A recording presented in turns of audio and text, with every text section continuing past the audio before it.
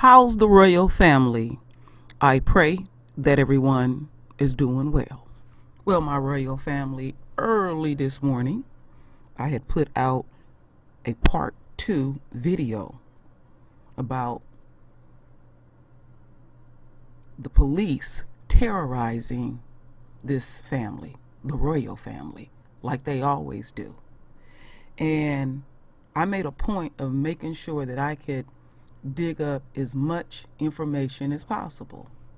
And we listened to the police chief basically go on a tour and lie through her fucking teeth. And the way they are handling this is about putting out information to sway or change the hearts of the public. They are on the world stage, and it's not a good look. And she basically said that they could not talk about the events that had occurred because they are under an investigation. They are investigating themselves. So the way that they are handling this,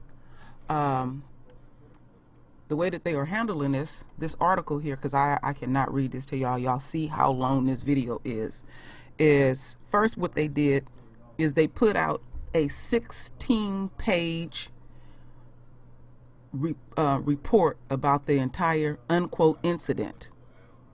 And they know, and they, wait just a minute.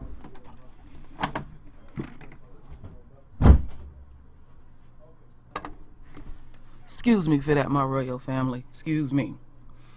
They know this is not a good look. And so since now they didn't put out this entire 16-page report, what I noticed as I was doing my research, most of the news outlets are now saying the family basically shoplift. You'll see the titles like that now. So they're going to keep putting that out. That's how they choose to deal with this. You know, what they are doing is basically, it's like if you say something over and over again, eventually it will be believed, because they slinging mud, so to speak, back and forth.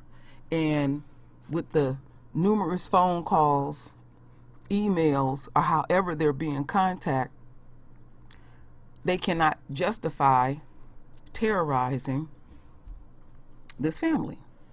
And I want y'all to pay attention to something. We see who's standing behind her. She has no control, and we know this. She said there was not even, the police chief, a race issue amongst the police force. Well, how did it get started? And why is it largely that black people are constantly terrorized in America? Why is that? Why is it that you don't see black cops doing that to white people or white families? Well, what they'll try to say is our nature is violent in general. We don't know how to follow directions and all of that. That's the narrative that they will try to use. You know, like they think they have a high IQ. They didn't build themselves up where they want to give the image that they are the superior race, and that we are the recessive, and that we have not fully developed in such a way that we don't understand how to follow rules and obey the law. So before I get started, another thing that I have noticed, I was searching to see if the dollar store would make a statement. The dollar store said very little. Now, this incident happened 3 weeks ago, and the dollar store don't want to have nothing to do with them. So they're not backing the police. Their silence speaks volumes. It's just like the government not saying a word about the things that happen to us. They sanction this shit. Now we know that when it comes to us, ain't nobody gonna cut us a break. But so what they are doing is reacting to the things that they can't control. They're reacting to it. So keep in mind that the pigs that did this, they just sat their ass down. They were able to roam the streets for 3 more weeks to continue to terrorize anyone they want. And it blew up in their face because they figured we in a black neighborhood, we in total control. We want all of y'all to see this. And they know that cameras are possibly on them, but the enemy cannot control their nature. Again, when they get an opportunity, the dog kick in them and they smell blood and they lose their mind with it. Lisa Cabrera said something in a video she did a long time ago, how important racism is to them. They are willing to lose everything to terrorize us. And we have seen many lose their jobs, many lose their reputation. This stuff is extremely important. Now, I always like to look at things spiritually, because I always say, look at things with your spiritual eyes and your ears. And you can see the divine hand is in this. So they're on the world stage and you got celebrities and stuff for making comments. And that's why I put that thumbnail of Jay-Z, because he's going to help with the cost of them dealing with all litigation and everything. This is going to be quite extensive and expensive. So whoever that lawyer is that has stepped in, now they have a team. They have a team of lawyers. And they don't have to worry about coins. But they still going to use the same narrative.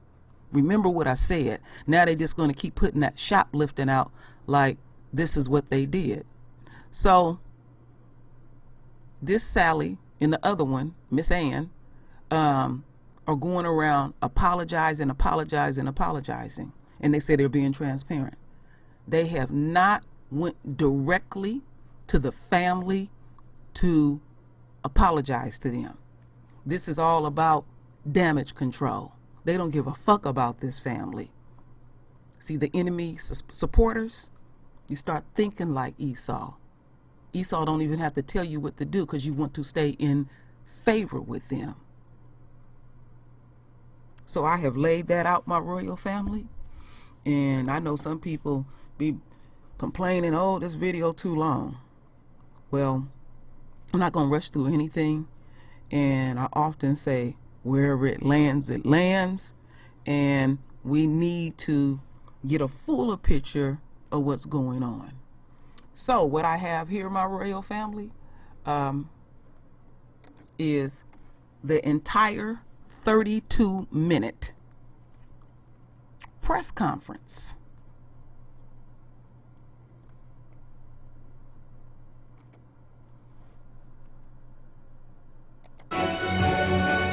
Phoenix now, where a couple is speaking out after an officer pulled a gun on their family over an alleged shoplifting incident. They are planning to file a $10 million lawsuit. Let's listen in.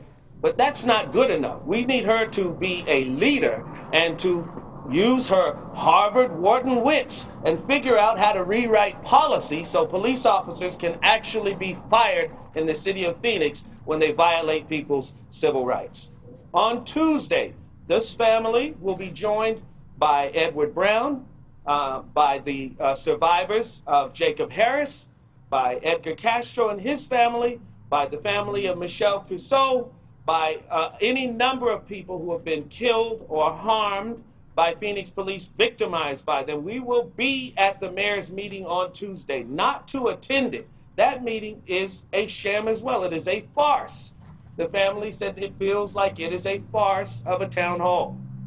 We will be there, though, to drop off their opinion on what needs to happen, the attorney's opinion, the community's opinion on what needs to happen in order to change the employment policy that allows police to not be disciplined for what they do in this city. It's sad that the mayor called the meeting at the church and is using the church in that way. I happen to know that the African American Christian Clergy Coalition, which is led by the Reverend Warren Stewart Sr. of the First Institutional Baptist Church, reached out to City Hall before that to have a forum at his church. One of our leading ministers on civil rights, the man who was responsible almost single-handedly for advocacy around the Martin Luther King Jr. holiday. She refused to communicate with him.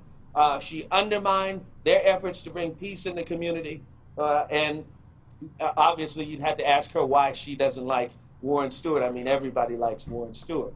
So we'll be there Tuesday to drop that off and to, with the rest of the community, to shut that meeting down, because it really is meant to keep people away from Wednesday's city council meeting, which we will be at and which we will fill with people, and we will tear up those city council chambers and shout for justice and make noise and make sure that the whole world knows that we don't have justice here in Phoenix, Arizona yet.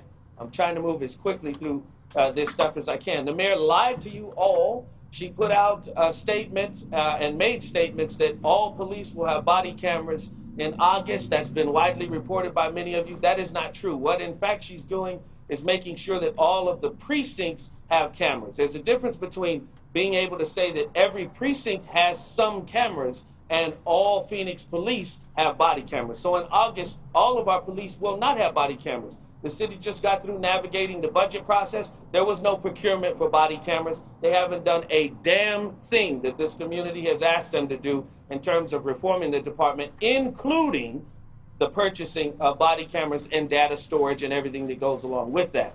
After Wednesday's Tuesday's encounter, we'll be at the Phoenix City Council with the victims, with the community, out-of-town protesters, to make sure that we put as much pressure on the city as we can. This is drawing in people from all over the country.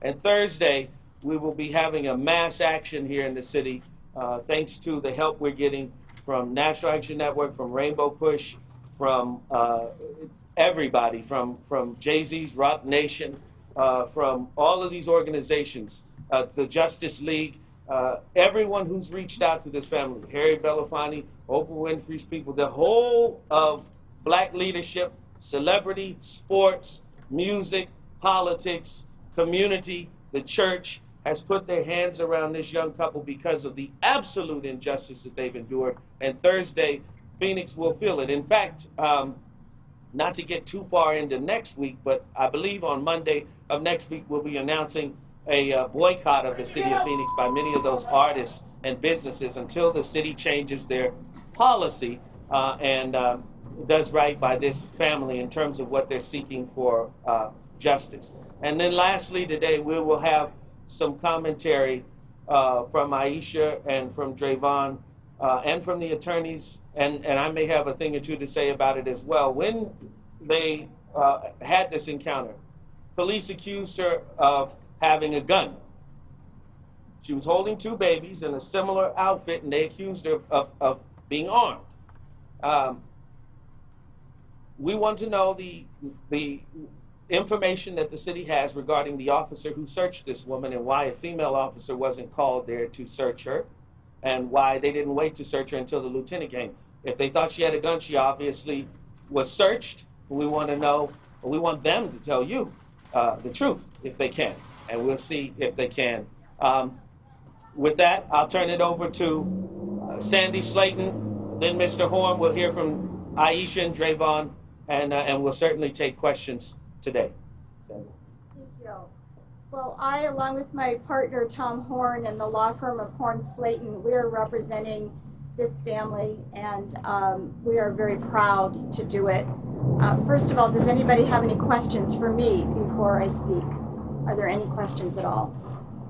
I just want to say that our role as the attorneys are different than the role of Mr. Maupin. Our job, as we have said over and over again, is to seek justice for this family. But I also believe that I have a bigger role as a lawyer, as somebody who took the oath in 1980, and I've been doing this for 39 years. I take my ethical obligations very seriously. One of our ethical obligations as lawyers is to bring an important issue for the community to the attention of the community. And this, police brutality in the state of Arizona, has to be told. This story has to be told.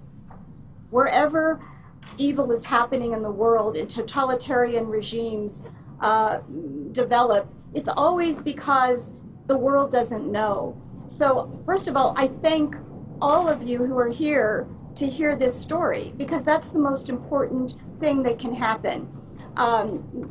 One of my clients, Aisha, she is 6 months pregnant. I am a mother and a grandmother now.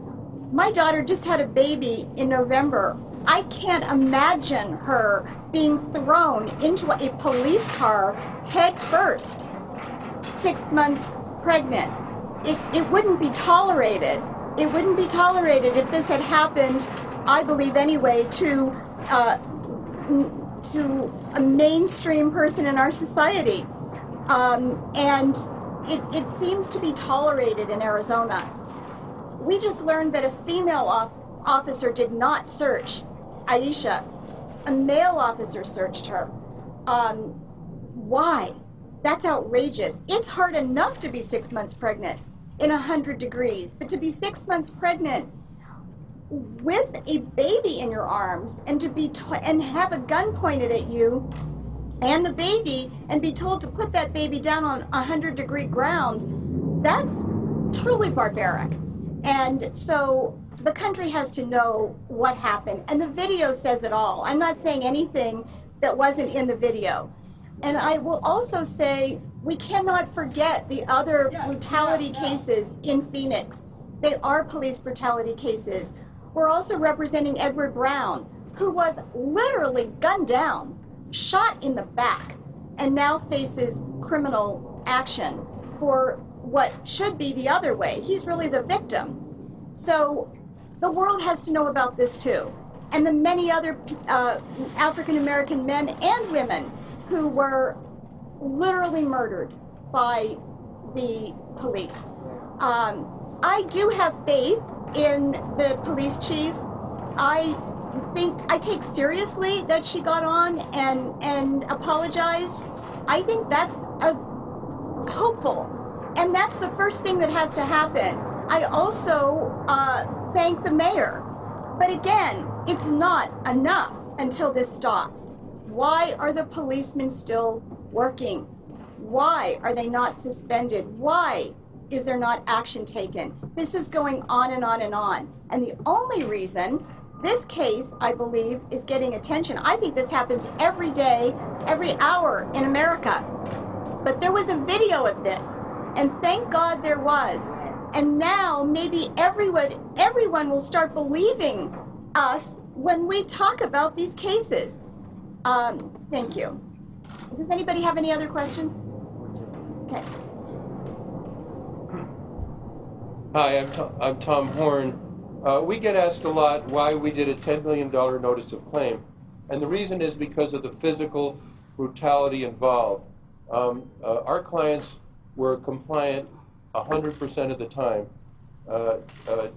Drayvon had his family there. He didn't want any trouble. He did everything he was told. He was compliant.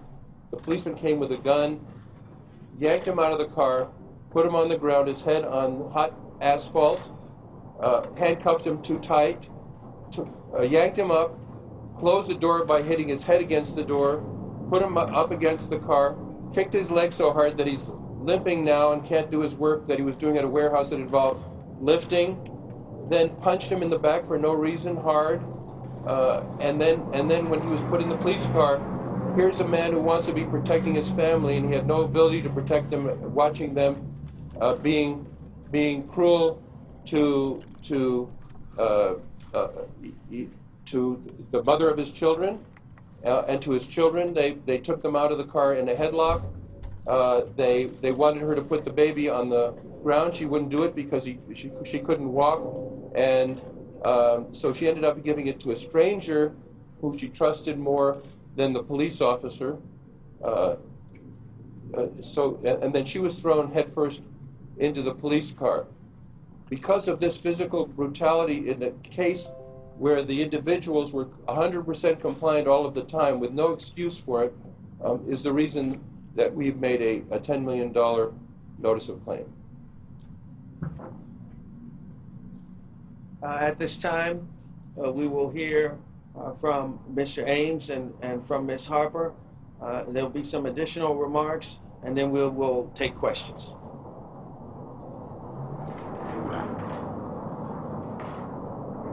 So we've been aware of apologies from the mayor and from the chief, and honestly, it really hasn't done anything to help us, because it feels like it's a half apology. Like, the officers are still working. It's just basically a slap in the face. It's like putting some lemon juice on an open wound. It's just hurting us even more that they're still working. Nothing's being done to the family, well, to the officers. Nothing's being done for us as far as seeing any justice. The officers are still working after they did that, and everyone is really wanting them officers to be fired. Everyone knows they are not fit to be policing. Just like any other job, everyone's held accountable, and those officers aren't being held accountable at all. We're not going to take any questions yet.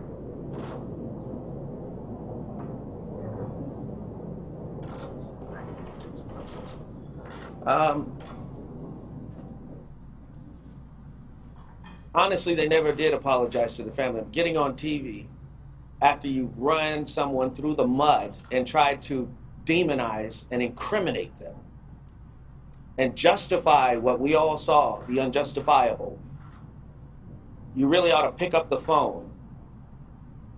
The mayor knows our phone numbers. The police chief knows our phone numbers. There was no invitation to come to City Hall and get an apology, or go to the police station and get an apology. They didn't apologize to this family. They went on an apology tour that's not being accepted locally or by any people around this country with a conscience that are demanding to see something of substance done in this city. So they may have thought that they apologized. They may have attempted to apologize. But again, this is 2019. It's not 1959. We're not going to be treated as anything less than human beings. If you want to apologize to the Ames Harper family, bring them on down and apologize to their face. Because when you wanted to tear them down and turn them into a tinfoil and underwear thief, you didn't have any problem getting in front of the cameras and saying it and doing that. They ought to be ashamed of themselves. They ought to be ashamed of themselves. Before they apologize, they need to repent for what they did. Amen. They said that they apologized. The dollar store is not pressing any charges. You know, I want you to understand before we take questions. I want you to understand. They tried to destroy this family. When the first video was put out, we knew from our collective experience that the police department would lie to you. And they did lie to you, which is why we released the second video that proves that they are liars. They then sent you a 16-page report that wasn't even completed until weeks after the event took place. They don't give you the background on the officers. They refuse to give you their names and badge numbers. They are not being honest. The chief says this is not who Phoenix PD is. We beg to differ. This is not out of the ordinary here. This is a part of what regularly occurs in Phoenix, Arizona with this police department. And if you don't believe us, ask the Arizona Republic. Ask one of your colleagues in journalism over there. Ask the New Times. Ask your local affiliates what they cover here in the city of Phoenix. Death, beatings, and mayhem at the hands of this police department. You know, we had another chief, Garcia, and he resigned because he found out he couldn't fire officers. And Jerry Williams, I do feel sorry for her. Either she's either she's, like I said, she's a hostage in this. She's damned if she does and damned if she doesn't. But sometimes you have to take a stand for your people, for your people, for your people. So we will be there Tuesday to confront the mayor and the police chief to their face. To their face. And the reason why we're doing this is because we know that the city already is aware of what this community and this family is asking for. The mayor says they're coming to listen, to learn, and to hear solutions. You know, I didn't know we elected a deaf mayor. I didn't know we elected a blind mayor. I didn't know we elected a dumb mayor. But the fact of the matter is, she's been on the city council. She used to represent South Phoenix, District 8. She presided over the district where most of the colored people in this city live. She knows what we want to see happen, and she's choosing to play politics and trying to put her spin out. But it's not going to work this time because the whole world is aware of this situation. So at this time, we're going to take some questions from you about everything that's going on. We've been totally transparent, and we always will, from start to finish. Please, ask away. You said that the police lied to us during that 16-page report, saying things with stolen underwear, saying that they tried to stop the car. What are you saying they lied to us about in that police report? Well, I'm saying they lied to you about everything, and they forgot to put in the part where they beat the hell out of the father, where they threw the mother belly first into a car, where they held guns on her children. Tommy Thompson, the spokesman for their department, had a press conference right after our initial press conference, and he told you that the officer only held the gun on the family for 3 seconds. Then the other video came out, and Tommy Thompson shut up and couldn't say anything because of pending litigation. That is a lie. But what about them actually saying that, you know, they tried to stop the car? They say that supposedly the family says they heard them say stop. That has no credibility. The chief has apologized for it already. No one's filing criminal charges against them. You want me to speak to criminal charges that don't exist? I just need to make a statement about this. First of all, if you took, many times as lawyers, we go into a courtroom or say to the public, as I'm doing now, let's just assume for the sake of argument, which we do not assume, really, it's not the case, but let's just assume everything was true in that 16-page report. It still would not justify the horrific barbaric action of this police department. That's our point. So if you stole underwear, does that mean they get to do what they did? No. Let's just say it was only for 3 seconds, which we know it wasn't. But is 3 seconds is a long time when you've got a gun pointed at you. You're pregnant and you're carrying a baby. So read that 16-page report. We will refute that in where we're supposed to refute it in court. But even if every single thing is true, you have to be left with the conclusion that these after-the-fact justifications do not justify in real time what happened to these folks. I know the public is screaming out right now saying this could have all been avoided. No, they never. No one's saying No, No one's saying that. That's not true. You must be talking to the mayor and the chief. I just want to know if you guys want to contradict anything in that first part where they're saying, you know, they walked out and supposedly what they allegedly stole. I know no charges for it. I just want to know if you guys are contradicting. We will fight them, obviously, in court on the facts and the merits of this case. But, you know, you're going to have to ask the police chief why she and the mayor apologized to apparently what they're continuing to try to push on you as a couple of retail thieves. So you got to make your mind up. You know, who are you going to believe? The mayor and the police chief who have consistently lied to you through this process, or the videotape? The videotape says everything. And nothing they did justifies what's on that tape. And unfortunately, to the gentleman who said there's outcry across the nation about this being avoided. No one's buying the politics or the spin of distraction that's going to try to justify what the police did to them. You know, they're working harder to still punish these two and harass them and slander them in the media instead of firing those officers and figuring out how to fire them.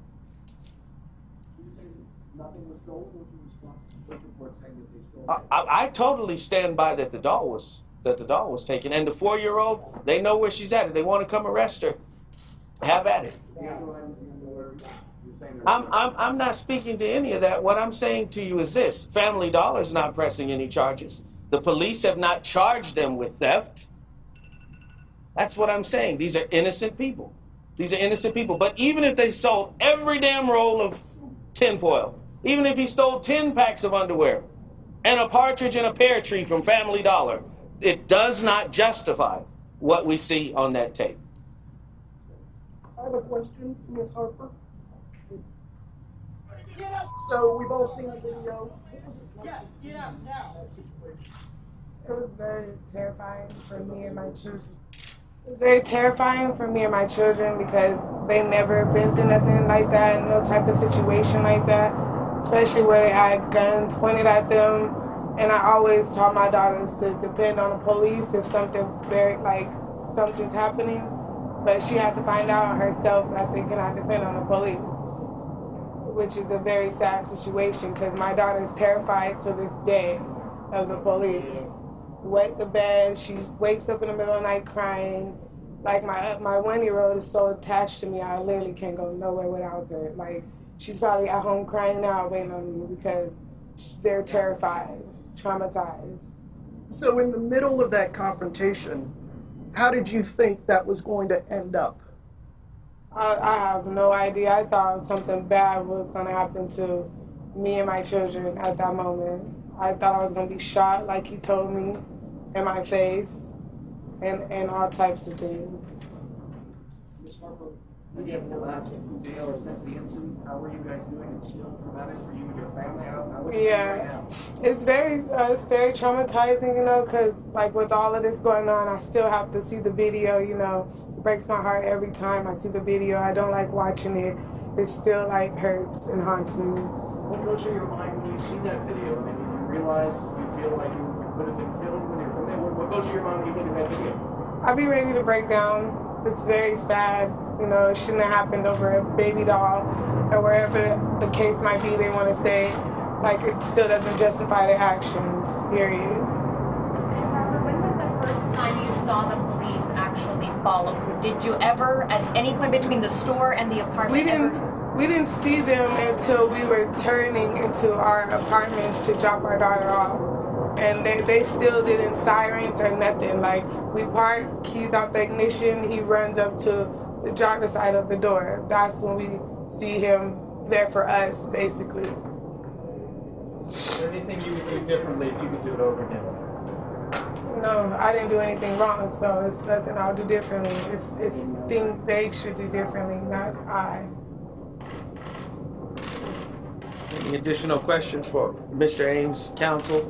We want to make sure we answer any questions you might have. Mr. Ames, I guess if we want to ask you the same question, what did you think was going to happen? I mean, were you in fear for your life, your family's life? I mean, what were you thinking at that moment? I was very much so in fear for my family's life and my life. I thought we were all going to be executed, and by the luck of God or by grace, if someone was there to video this, you know what I mean? Even if we were going to be executed that day, someone would have had it on film. And honestly, I don't think that it would have helped or anything. Now that we're alive, we actually can speak up and say something about that incident and give our side of the story. But the Phoenix police can cover things up how they want to cover it up for the better of them. So they would have justified the killing, how they're trying to justify what they did to me, a 1-year-old, a 4-year-old, a pregnant mother. They're trying to justify it. They're trying to blur us out. They're trying to silence us.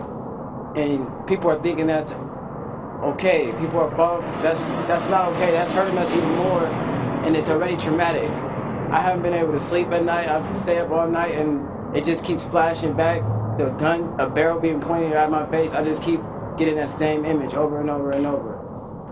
I want to offer one thing, and we'll take your question. And this is very important.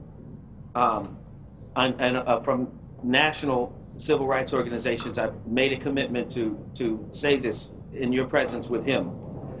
Mr. Ames and his fiance, they did everything that civil rights organizations are teaching young people, who are black especially, to do when they encounter the police. Comply, comply, comply, submit even, so that you're not killed or harmed in these situations. And the training is so poor in the Phoenix Police Department. It's so poor that it wasn't enough to save him from the brutality and the violence of those officers. We'll take some questions, but maybe it's because the de-escalation and sensitivity training and diversity training never really happened. These sorts of things that we're talking to you about, a lot of what the city has said they will do to improve the department never really happened. And that makes Drayvon a victim. But it also makes the police a victim too, because they are putting them out to work a job without the skill set that they need to do it, and without the information that they need to do it, or without properly screening these officers. We have a shortage of police in the city of Phoenix. So they are hiring bad cops from other jurisdictions that have records and are on the Brady list. This is where you come to work for an officer, because you can get away with anything in the Wild West, at least until this video came out. And for the family, I mean, how has it been watching Chief Williams, the mayor, go on the airwaves and making these apologies, but not actually talking to you guys individually? It's not sincere. It doesn't feel genuine at all. When the chief apologized, she always have something to say about her officers, like it justified what they did. And I didn't like that, so I don't accept her apology. You mentioned that your daughters had trust in the police prior to the situation. What's the conversation for you guys like that home now with the 1 and 4-year-old going forward with how to, conduct themselves with police? Well, we gotta try our best to just explain to them that all cops aren't bad, but that was her first impression. So when you first meet someone, your first impression is everything. And I have young nephews that seen the video, and they were actually scared, and they didn't know they asked me so many questions, why did this happen and stuff. I really they traumatized my whole family. What do you hope to do? What do you hope to drive home over the course of the next week or so? With the events of the next 2 days, what do you hope to drive home to the public with your own kind of speeches and things of that nature? Just justice. That's it. Justice, the $10 million, or the police officers being fired? The police officers being fired. And the wholeness, the fullness of justice. Yeah. They want the police officers fired, but the fullness of justice, I'd like to address that. The city of Phoenix doesn't have enough money to pay them for what they put them through. When you violate someone's United States constitutional rights, the rights that are sacred to us, how dare they do that? How dare they do that? But they probably will end up paying this family. I don't think anyone in America could assemble a jury that would be okay with what we saw on that videotape. But never mind that. They've already paid so many families. There's more cases, Ed Brown, Jacob Harris. It's not about the money. We want them to stop killing our young men and women. Stop killing our young men and women. Buy some body cameras and stop killing our young men and women. Hire someone that knows what they're doing. Hire a person of color who knows how to teach people about sensitivity and diversity and about the inner city. I mean, I thought we hired the black chief to do that. Inside of the employment contract for Phoenix Police, there's something called the failure to train clause. She may have violated that, and in fact may need to be fired because of it. We had a choice a few months ago, years ago, when we were hiring police chiefs, to hire the white man who was the former police chief of Washington, D.C. And to be quite honest, throughout the civil rights community, it may take a strong-handed white male to come in here and tell these other white males that they're not going to treat people like that anymore.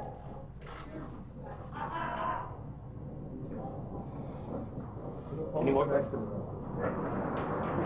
Mr. Ames, do you think that in the heat of the situation, when the officers became aware that people were recording them, do you think that helped to de-escalate the situation as it was going on? I think that saved us from all getting killed. Just a little bit. He still felt like he can do what he wanted because there's videos of people getting shot on camera all the time. But that saved us from getting killed, I believe. He still felt like he could do what he wanted though. On your way from the store to the apartment, did you ever see police following you? Did you ever think to pull over?